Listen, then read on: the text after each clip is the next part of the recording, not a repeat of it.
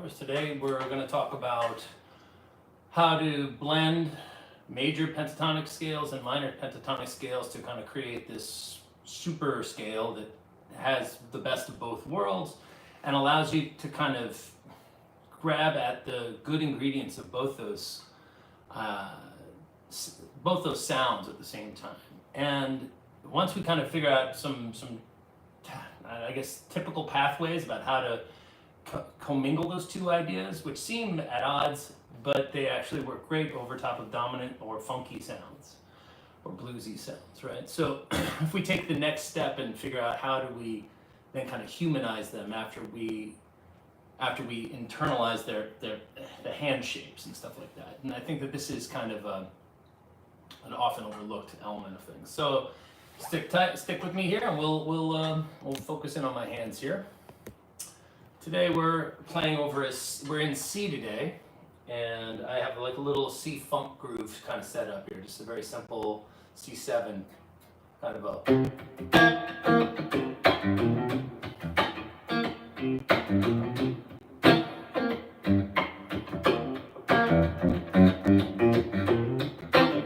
This kind of thing, right?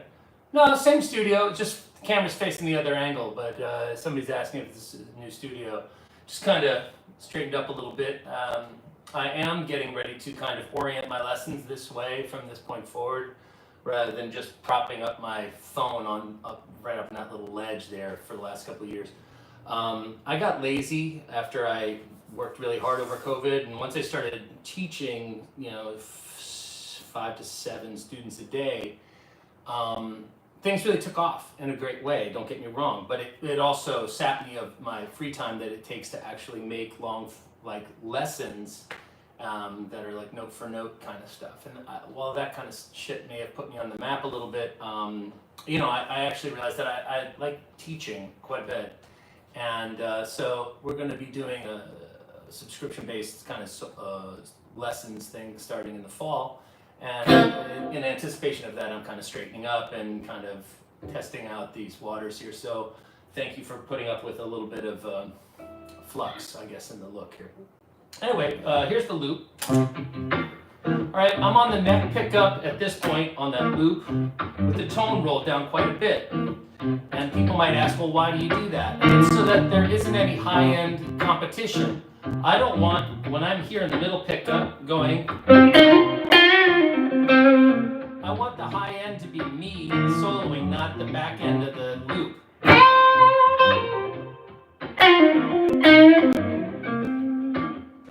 So let's talk a little bit about what we're going to be doing. We're going to be taking the major pentatonic,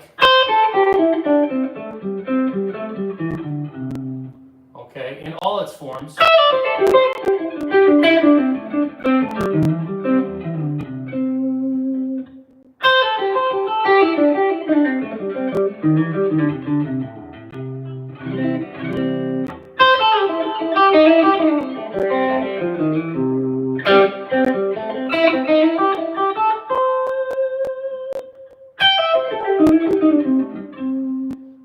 So that's the C, the A, the G, the E, and the D of the C major pentatonic. And we're going to mix that with C minor pentatonic. So that's going to be and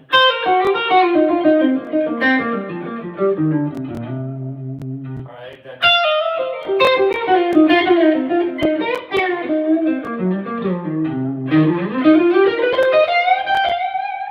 we're going to be blending those two sounds, all right? Because when we hear the C funk groove that's going on in the background, we're hearing both minor, major. All right, we can do this whenever we see a sharp 9 chord, a dominant 7 chord, all right? And to some extent, you can get away with it when you just see a power 5. All right, so if you were just seeing like, right, that kind of thing, where we were doing more of a Chuck Berry kind of rhythm. All right, so what we're going to be doing is looking for opportunities to kind of control the the blend between those two things. Okay, so if we were to stay in this one position and take the major and the minor, right, and blend them, we end up with a couple of weird, like we don't necessarily want to think about going, but those are all the notes that we have access to.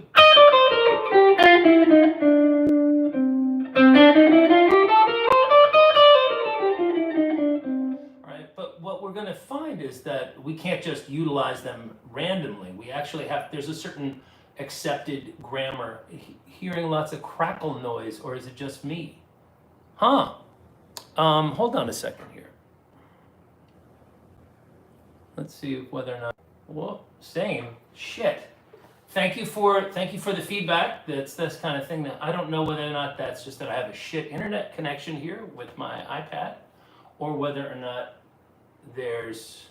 is it on peaks? Is it crackling? Or is it just static, and even when there's nothing happening, you're hearing crackles? Maybe I have too many apps open in the background. Bear with me here. If I lose connection here, I will rejoin. Video is fine. Random, maybe on peaks. Tim Neville says video is fine, but I'm hearing audio has crackles. Is that not true? I'm so disappointed. That's the problem with living in a technologically deprived part of New York City. I must say that the area that I live is, how shall we say, culturally varied to the point where certain resources are deprived, or the population of my immediate neighborhood has somewhat deprived access to resources. View channel. Well, let's see what I've got going on here. That's me live. Let's see what we're hearing in the chat. Bear with me, guys. So the idea basically is that there is an accepted sound of this. Okay, when we do this mixing of Mac, hold on a second. I'm going to mute the microphone here in a second.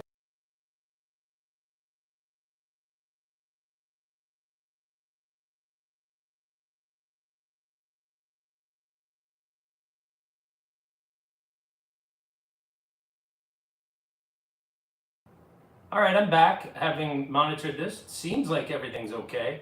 It is a little room heavy, a little indirect sounding. So bear with me for that. So are we back here, folks?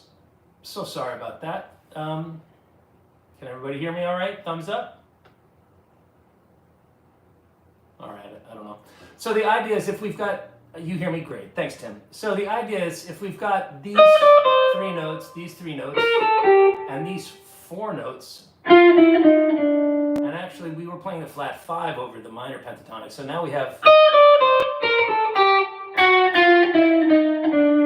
right, there's a lot of chromaticism associated, especially between the 2nd and the 5th degree, right? We've got the 2, flat 3, major 3rd, 4, sharp 4, or flat 5 and 5.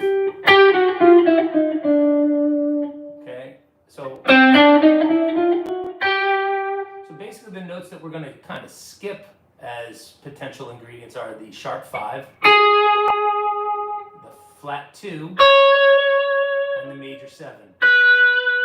Other than that, I think we've got 9 notes. 1, 2, 3, 4, 5, 6, 7, 8, 9. Yep, and then, all right, so those 9 notes have a particular, what I call grammar, right, or a directionality to them that can't be violated if we want to maintain the integrity of the sound.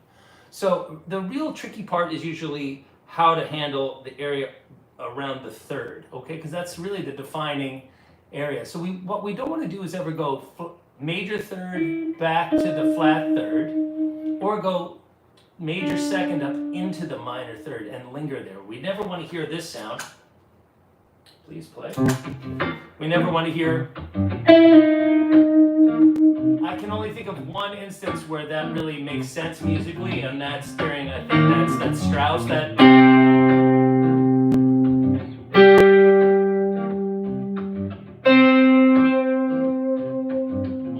From flat major 3rd to. It very rarely occurs, that move, right? that going, that's not really a very common move, and neither is, we don't hear, we're more interested in hearing, and, all right, so that's flat 3, 2, 1. Or,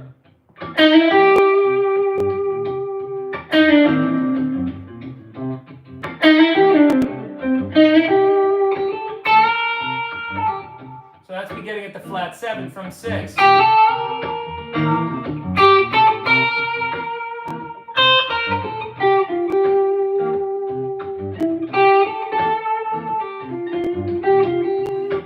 Sorry, haha, my hippie past quoting Hair. But the idea of playing, right, our major and minor thirds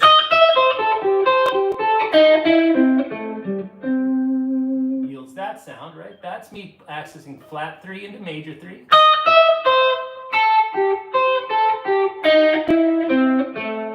And in both octaves, you heard me employing the use of this A note.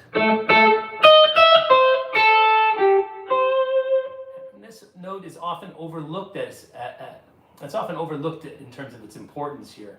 It's the use of the 6th over top of its more pedestrian minor pentatonic 7th that actually offers the brighter sound that we're hearing here versus a darker sound.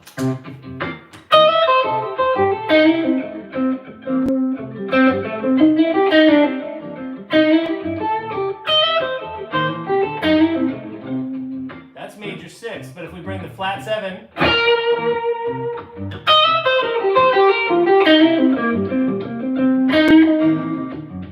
much bluesier and like madder sounding. It has a darkness to it. All right. So what are we doing as the chef of your music? Okay, you are really in control of how much fat and how much acid you're kind of applying to these things. How sweet is it versus how salty is it? You've got to push and pull between these two colors that are on your palate, so to speak. All right, and you need to learn how to control the blend that you're offering your listeners. All right, because it makes a huge difference as to what you sound like. This is, after all, what people are hearing. Right? This all that matters is the ingredients. So if you make the same good informed choices over and over and over again, you start to kind of double down on the theme of like what notes are allowed in my lines, okay? And so being conscious of their impact is probably the first step. We have to be aware of what happens when we use that flat 7. Now I'll gonna foist my ideas upon you, and you have every right to just say, Jack, you're full of shit. Like, I don't agree with that. I'm not hearing that. And that will be one of the things that actually makes you into, the player you're going to be ultimately. But I'm telling you what I hear is that by employing that brightness of the 6th, opposite the motion from flat 3 up into the major 3rd, we end up with I'd say a happier major minor blend. So if we were looking at the pie chart and we said it's like 60% major pentatonic sounding and 40% minor pentatonic sounding, that's about right. If we flip the ingredients of this 7th and the 6th, it kind of shifts back the other direction. This, just changing that one note is like roughly a 20% swing between the delta between those two sounds. It's pretty monumental. So if you are noticing that the song that you're playing has a lot of flat 7 in the melody, well then sure, it makes sense to, hey, how's it going, Nash? It makes sense to gravitate towards the sounds that are already inherently inside the melody that you're playing. If the song you're playing has no distinct melody for you to cop, then it is up to you to be the shepherd of this content and kind of marshal what's there. Now, obviously, all these ideas that I'm showing you out of position, the E shape, they all exist out of the other G, A, and C shapes, okay? So you'll see the same intervals kind of represented in different shapes, okay, when we play them out of different chord shapes. But the sound and the theory transfers to each kind of neighborhood, okay? So whether or not we're thinking about it as a C, an A, G, an E, or a D shape, we're going to be seeing the same.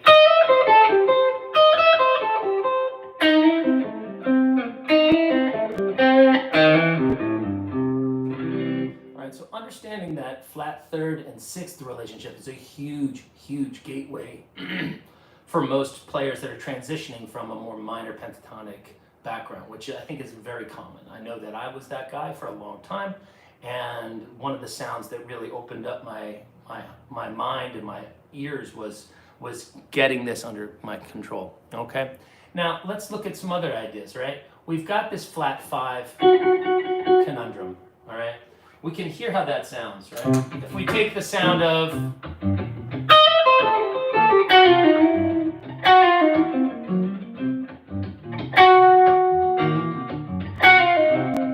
now, don't forget this note also appears here.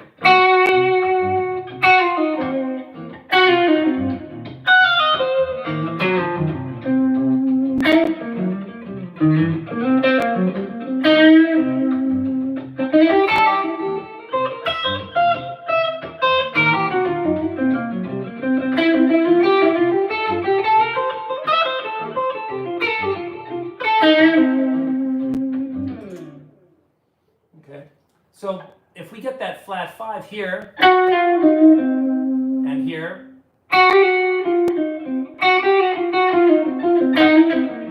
so this little move that I'm about to show you here, you'll notice that the index and the middle finger kind of, right, we've got this kind of parallel thing happens. It's back a fret. And we can get up to the flat 7 with a big stretch out of the pinky. But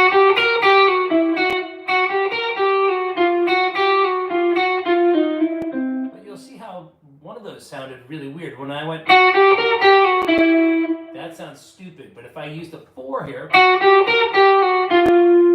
then come up and go, I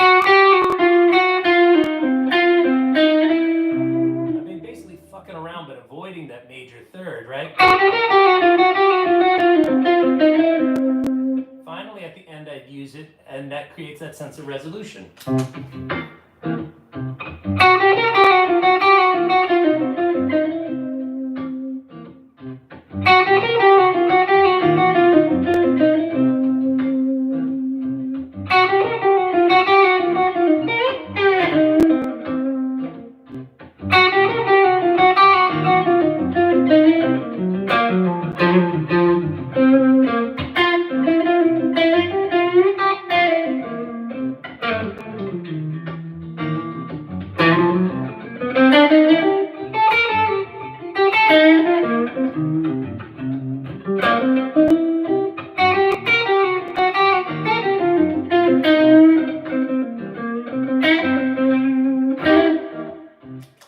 So we're kind of mixing these major and minor sounds, and by getting at that really spicy pepper over here,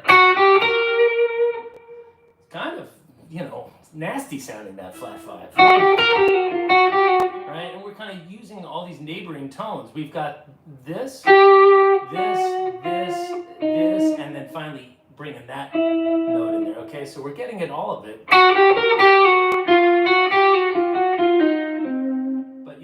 But the order in which you play them, the direction of them, makes a difference. Okay, so there's no hard and fast rules, but if you trust your ear, hopefully you can sing ba da dee dee da boo ba dee da boo ba ba da boo be doo ba da boom. Right?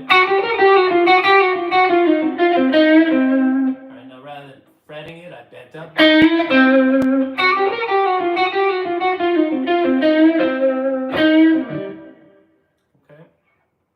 So these bluesy sounds, right, that contain both major and minor, they're really handy because they work over several different types of chords. And let's face it, who doesn't respond to that bluesy timbre? That when you hear that energy, it kind of implies a certain degree of command over the instrument, that we're actually actively blending two sounds together.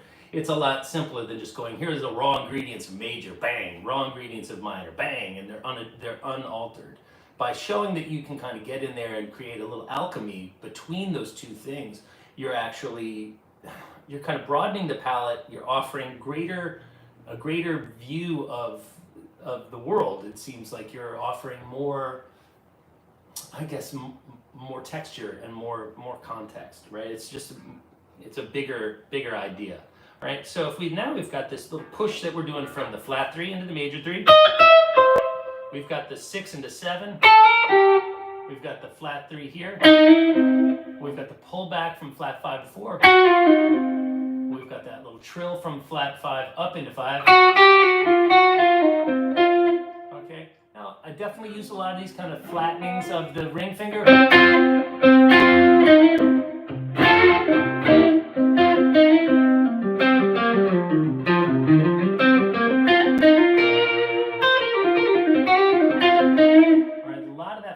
Of the ring finger that happens, right? There are ways around it, but that is really kind of an integral technique to get under control. All right, so I think it's probably the first place I learned that when I was a youngster, right? That.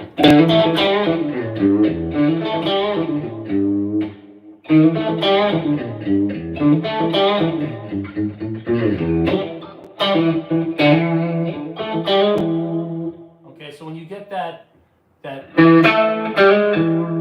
little flattening of the ring finger knuckle, where you're kind of on the pad, you're on the point, and then you flatten out to the pad, point, pad, you kind of get easy access, rather than going, kind of trying to jam your pinky underneath it. All right, comes in handy in tighter corners as well. So when we're looking at these blends, right, of taking the major pentatonic and adding in the minor, right, that's me pulling back from the flat 3 into the 2 rather than pushing up into the major 3rd. Well, we could just as easily come back. That's going to sound like this.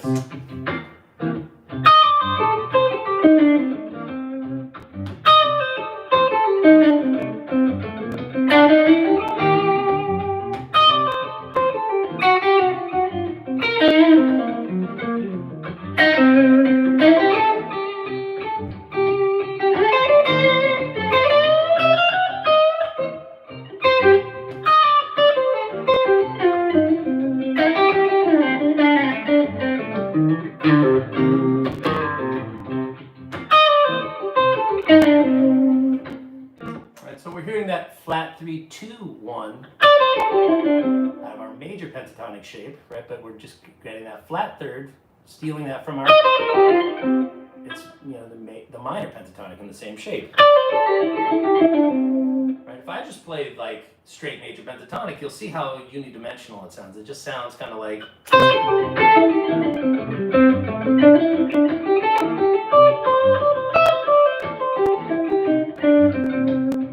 Couldn't help myself. I ended up adding that little. All right. But once we kind of look at the origins of this, hey, good morning, Ramsey. I'll see you in a little bit, right? Or am I already late? No, I'm not late. Good.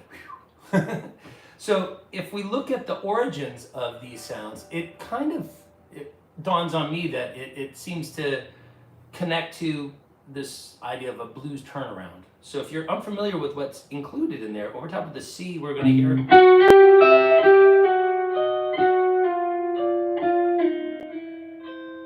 So we have this descending line from the flat 5, flat 5, 4, flat 3, up into 3rd.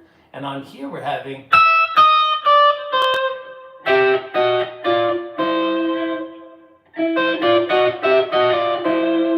All right. So when we hear that sound, right, that's also. We're just inverting that.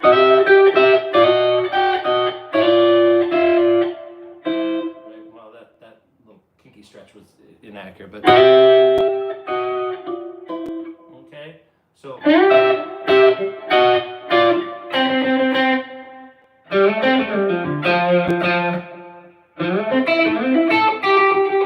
think it's alligator or something like that. I'm just fucking around. So you hear that kind of sound, right? That's out of like Midnight Rambler. You'll hear that.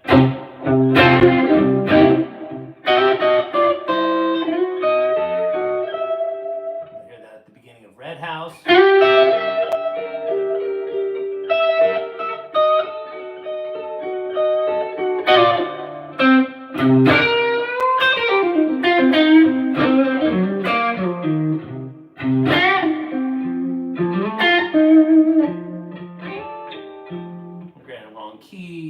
kind of playing with it, but you'll hear that sound of coming. Okay, so when we look at all those notes, and then we're starting to see where, there's these like chromatic pathways that kind of spell out the grammar of this sound, this bluesy but major, right? Or you can avoid the major third altogether and just be more of a tough guy, all right? I don't particularly care for that sound. It seems a little monochromatic, but plenty of players make a great deal of spectacular noise with it. It just toughens up the profile of the sound. So like players like Billy Gibbons, Stevie Ray Vaughan, Jimi Hendrix, lots of like more rock players, they tend to eschew and avoid that whole, that kind of actual resolution into the major third. They tend to kind of play with it a little bit, maybe creating this kind of maybe just bend to it a little bit.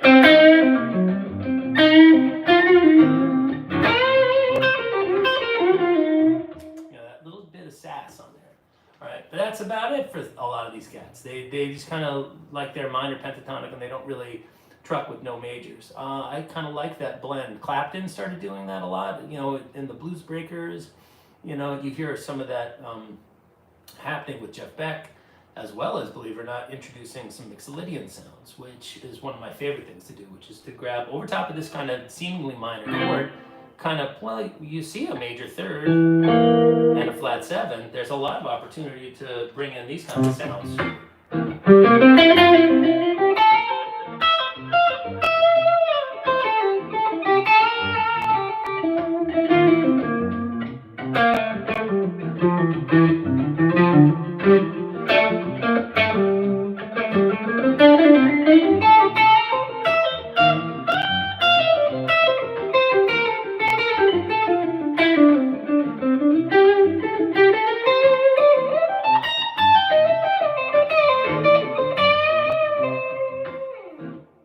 So that's accessing some of the minor third and the Mixolydian. So now we're blending a major mode, the Mixolydian, with a little bit of minor sounds. And some people have created this awful term called the Mixodorian. Ignore anybody that uses that term, please. It is not what this is referred to. It's just blending majors and minors. That's all this is. If you want to create a mnemonic, all right, fine, whatever. But that is not a thing, okay? People, he's playing in the Mixodorian. No, Mixolydian and Dorian shapes are the exact same with the exception of one note, okay? And if you're already adopting a flat third approach tone into the major third, sorry, back in C. If you're already adopting that major third to minor third thing, then you're still just playing Mixolydian. You're not playing Mixodorian. That is dog shit, all right? That is not the way that the brain should be thinking about it. Just think about it as playing Mixolydian with an approach tone. All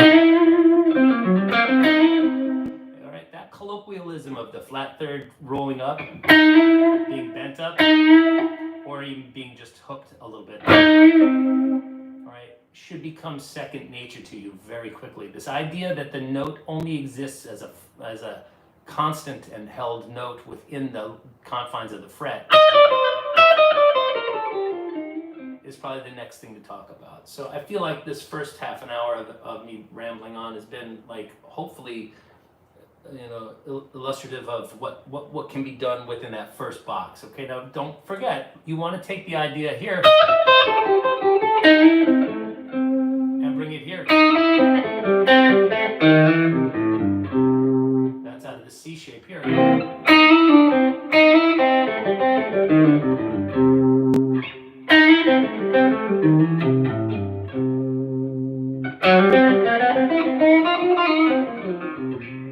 Okay, so you want to take these ideas and try to migrate them to the exact same line. All right? And what will happen? You'll initially try to translate it exactly. But what ends up inevitably happening is that we take advantage of certain inherent structures that happen due to the non-repetitive nature of the guitar's layout. All right? So up here, this idea of going very easy to see because there's this convenient space between 7 and the octave. Okay, it's still in the key of C, right? And going, Now that's a lot harder to do if you're here. Very uncommon for me to want to go. But if I'm here,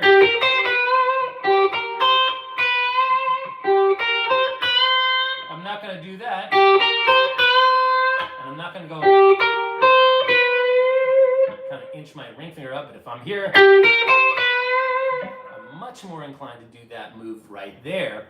And that's a great sound. If you like that Garcia thing, that's like a clutch move.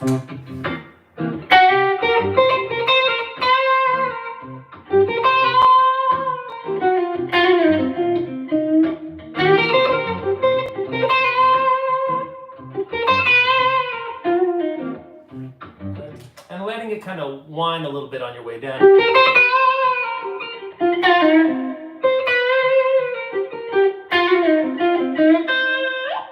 Right? Those kinds of moves are really kind of what the next stages are. So you'll notice in the title of today's blathering is that we're hearing, what did we call it? We called it major and minor pentatonic mixology. Then what? All right, I'll show you what then. Again, let me show it to you in a familiar spot, and then hopefully you'll take the idea and migrate it to other neighborhoods and other voicings. Okay, so again, out of position 1, right? If we're looking at our major third, we've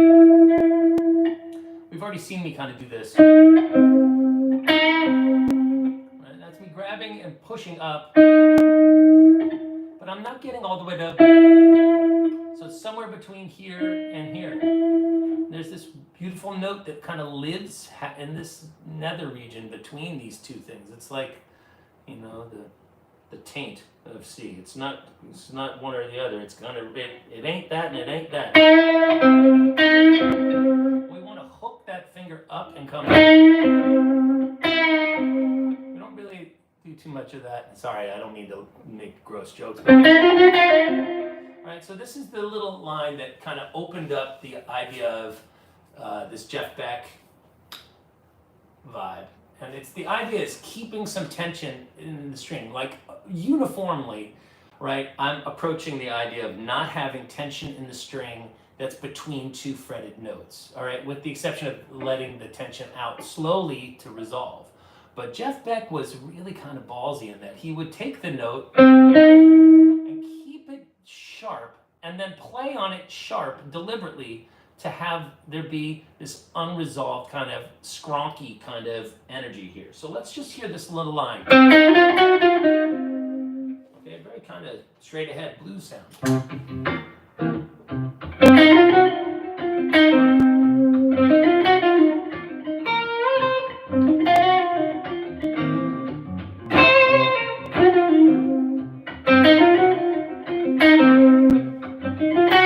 All right, Jeff Beck did this.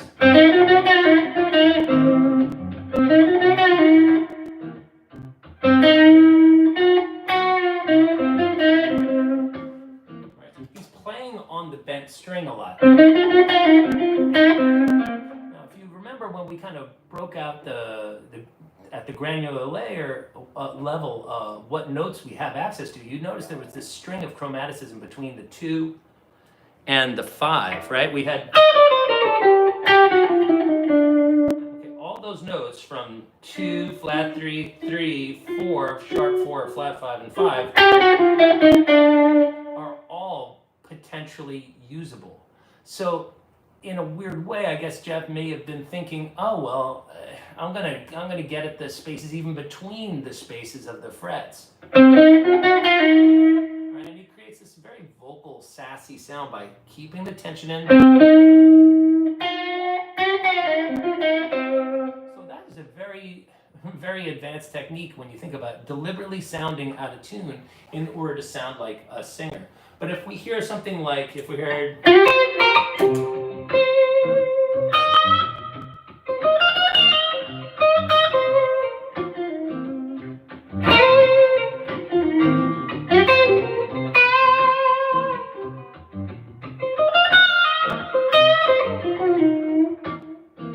right, now I don't know if anybody's picking up on those stressors, those little bits of inflection in between there, but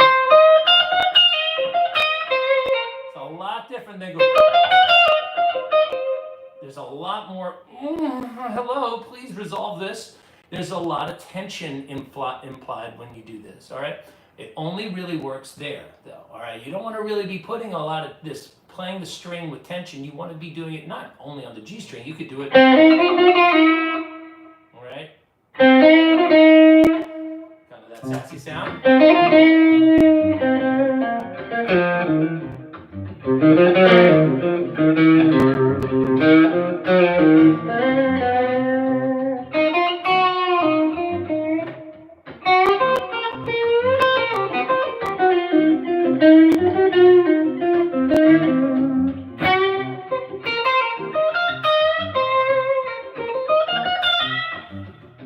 Okay, so if you're not down with old Jeff's technique, then that is a real takeaway for you today. I think this is one of the more elusive sounds, all right, and it will take some time to get it to sound less contrived, all right. Now that little lick is a great gateway to that, though, I think, all right. All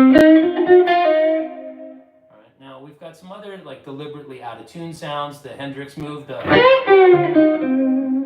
that's a good one, right? We're bending up on the B string and then rolling over to the G and bringing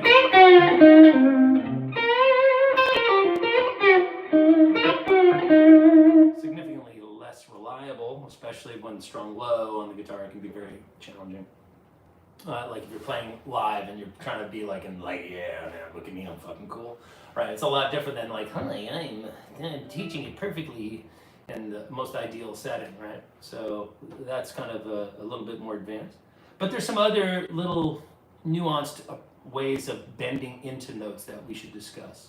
And these are really those next steps, right? So if we're talking about acquiring some level of fluency between the blending of major and minor pentatonic shapes out of this E chord shape, we want to look for the few kind of areas where we can blur the lines between certain tones, all right? And one of the techniques that I do is I kind of emulate some slide or vocal play, and I do it so often that I don't even realize how integral it is to what gives my playing the polish that I think it has, and I think I get good results and good feedback from folks. So let's just take that.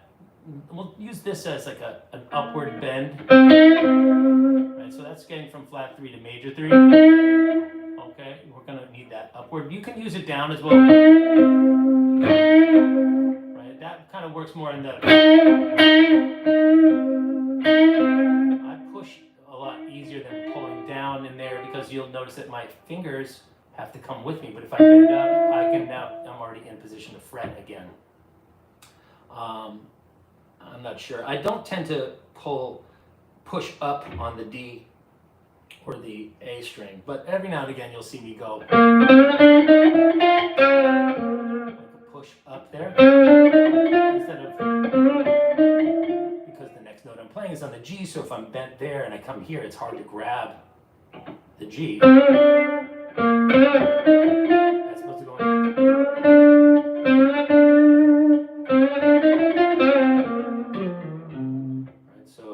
That's if I did it. I don't really like that, so I don't really do that too often on there. But let's take a look at, let's redirect. Sorry, I digressed. So we're out of C here, right? We've got this little bend from the middle finger, right, is really going to be our friend here. Because, right, when we're looking at these shapes, the middle finger's not really handling too much, right? So if we use him as either an approach tone or a bent tone, or just kind of coming up into that note from here.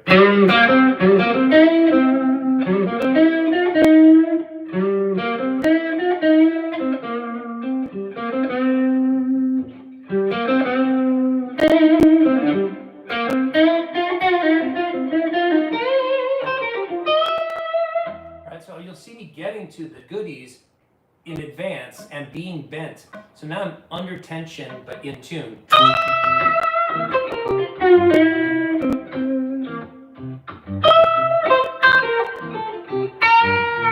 Sorry, that was shit.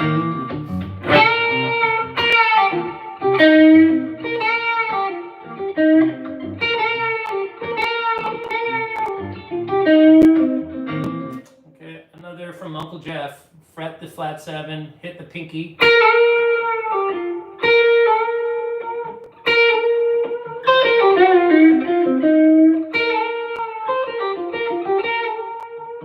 Pinky to pull off to ring. Ring pulls off to second. Middle pulls off to index. That little move right there with that fret and then bend in from one beneath is kind of an integral move, okay? And we can see that.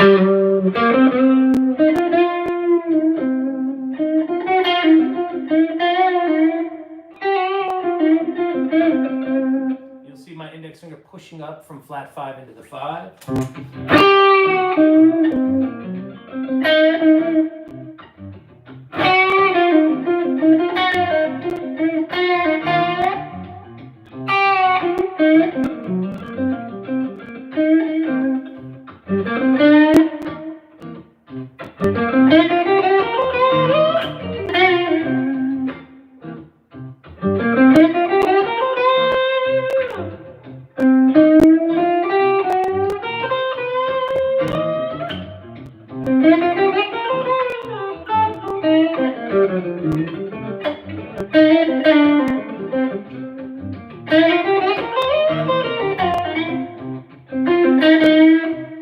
Okay, so that idea of kind of bringing it through.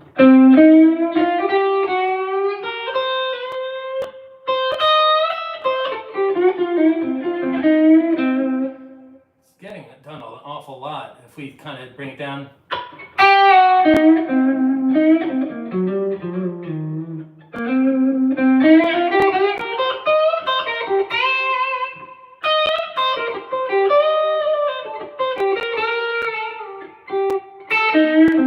Right, now that's not to say we can bring it across here. Sorry,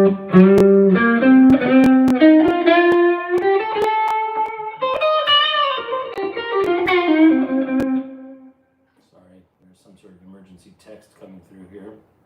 See what this is all about.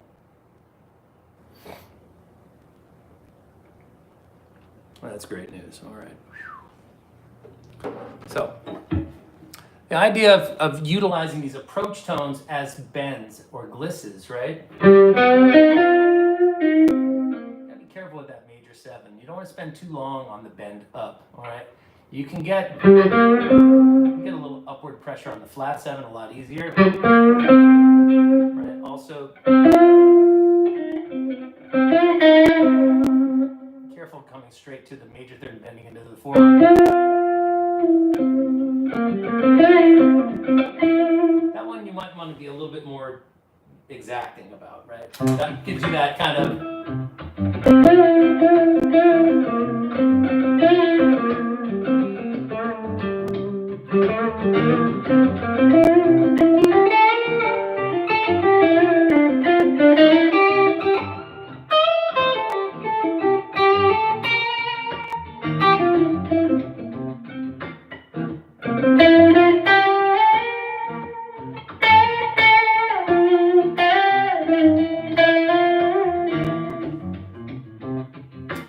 Okay, so that kind of sound of being able to access the Mixolydian and its little tiny trills.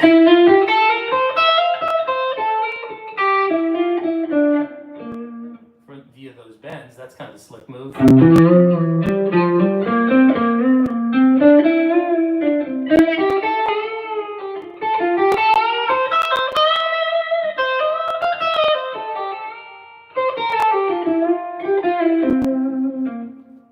So that's definitely something to consider, is how to extrapolate one technique and create more, all right? I use this concept, I call it making rabbits. It's the idea of taking these two fertile concepts and kind of putting them into this particle accelerator that hopefully your brain is, and it starts to just kind of bounce, they just keep bouncing off of each other until you realize, oh, I could do this, oh, I can do this, and if this, then that, and this musical transitive property kind of starts this snowball rolling, and pretty soon you end up with like a hopper full of ideas. So one of the ones that I like to share with friends and students and stuff like that is this idea of taking the Mixolydian, bending into a note, and utilizing this kind of technique that I learned from Steve. Well, I didn't learn. It's not like Steve Lukather and I were in the same room together and he taught me stuff. Though I have been taught by, like in person by people that are famous, by virtue of working at a guitar store that catered to pretty high-end, folks back in Los Angeles when I was a whippersnapper. Steve was unfortunately not somebody that I met in person and got to, shop guitars with, but I have had that experience with some guys, and it was pretty fun. But anyway, Steve likes to do this thing where he bends and utilizes his extra finger to access, kind of like, almost like if we were tapping, right? If we went like this and we went.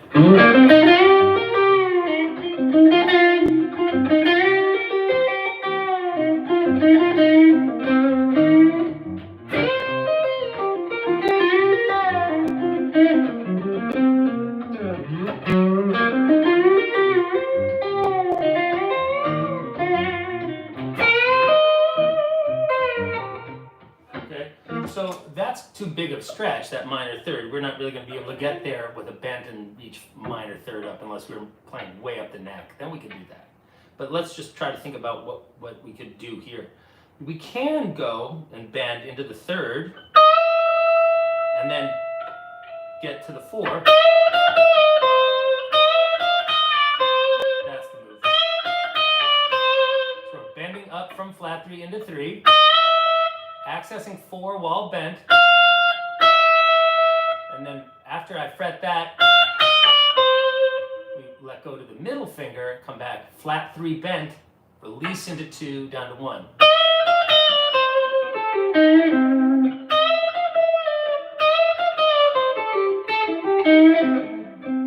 Sounds like this.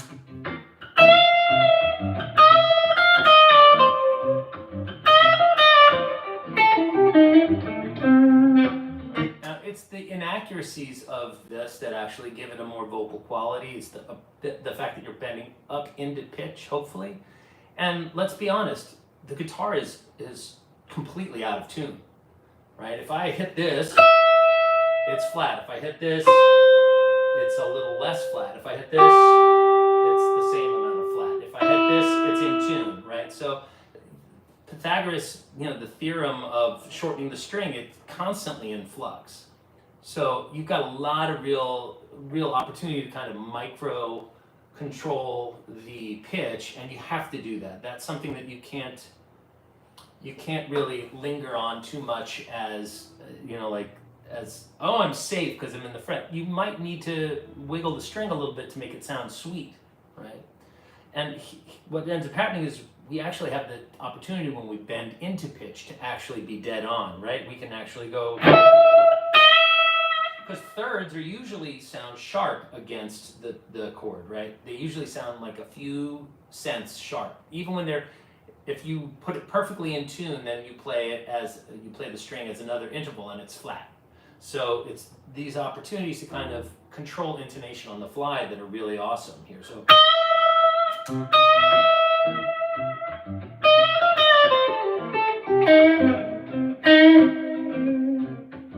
Okay, so that's one, right? Okay, if we want to take it even a little further, we could take this and bend up from 2 to 3. That's more of a country sound, right?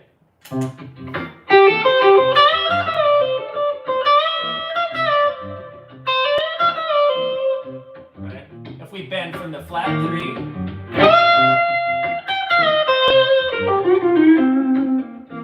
we can get it. So flat 3 up to 4. I would never do a 1 fretter because it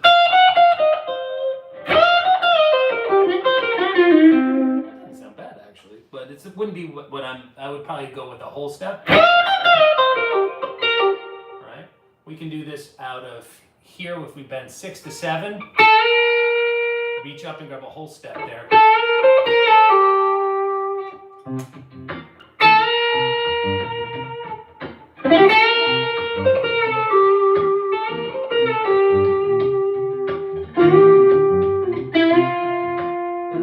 3 to 4. Reach up and grab 5.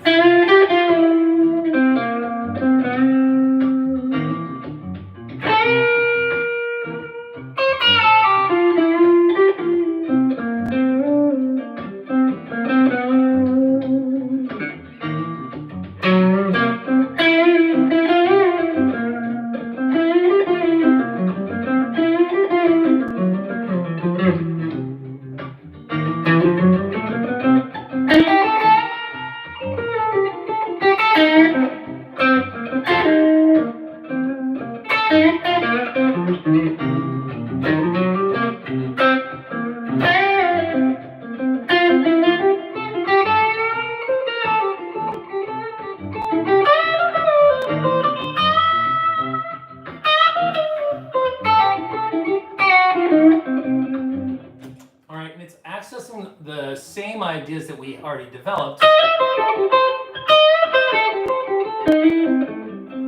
all of your chromatic runs sound like shit. Well, that's what I mean when I talk about the grammatical nature of chromaticisms. We have a grammar that's associated with all this chromatic possibility, right? We could get here.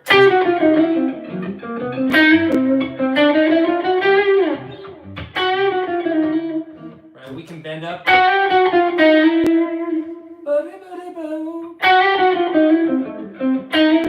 Right? So that's flat 5 into 5, and then back down. But we would never go.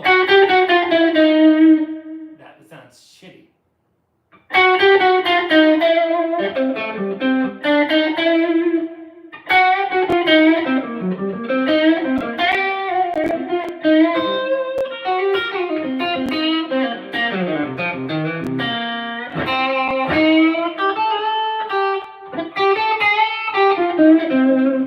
All right, so it's accessing these bends from underneath with the middle finger. Really an important move. We can do that nice jazzy sound of sliding into the 2, right? This kind of sound of by bending up.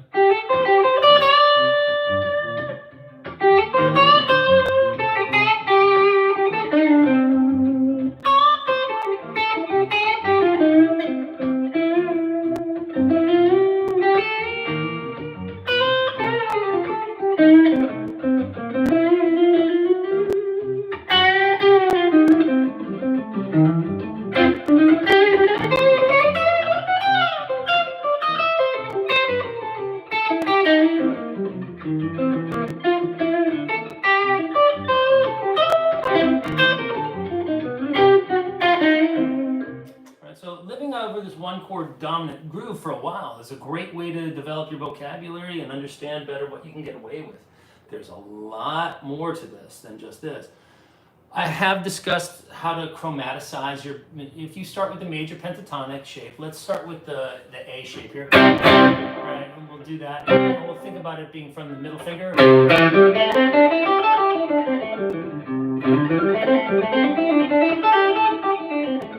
So if you don't know that, that's a big thing, because watch what we're about to do. We're going to connect the 3 to the 5, the 6 to the root. And then from here we're going to go, or, and then it's going to sound like this.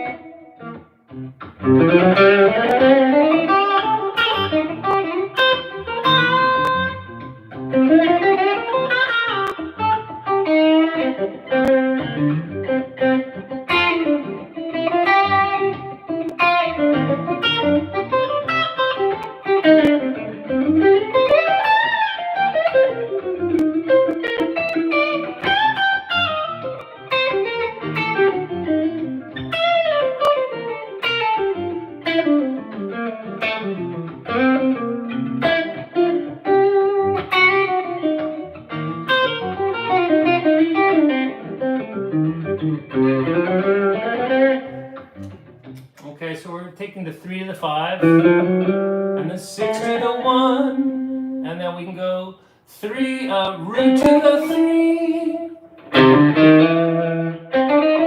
Alright, same idea. We could do it in both octaves.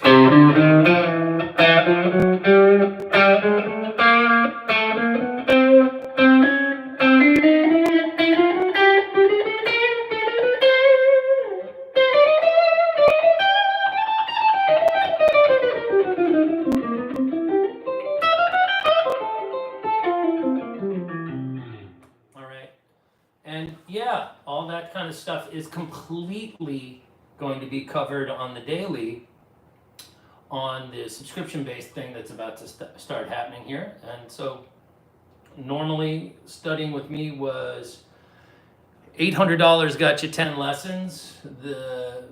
Now it's $900 gets you a whole year of lessons through the subscription-based thing. Everything recorded and hosted and set up and tabbed out occasionally. There'll be a whole host of library of information that continues to amass greater depth and coverage. So yeah, maybe first time people there will probably be overwhelmed, I think, a little bit if they haven't been there from the beginning, but there's going to be a lot of stuff in the background that you can access and catch up if you're interested. Lots of opportunity at different levels as well. There's going to be breakout classes at beginner, intermediate, and advanced level stuff, leaderboard and all sorts of stuff to see who's submitting their work in a way that seems appropriate. You get some feedback from me and stuff. A lot of this kind of stuff. I won't be doing these too much longer once September rolls around and I kick to the subscription-based thing. But after 5 or 6 years of doing this, I figure it's time to actually kind of privatize and do this thing a little bit more on the real. So I hope you'll join me in shifting platforms over to school, and I'll be putting up plenty of adverts over the next couple of weeks. But in the interim, I figure I'll put out these little office hours here, continue to do that, and spread the word about what's happening next year. And if you can join me, that's great. And if you can't, well, then all this old content will still be here for you. And I wish you well on all your stuff. Nobody gets into doing this to make real money, but it would be nice to make a little bit of cash. So I'm happy to share what I have to offer, but I would really appreciate it if you guys value this kind of stuff. You could find yourself. I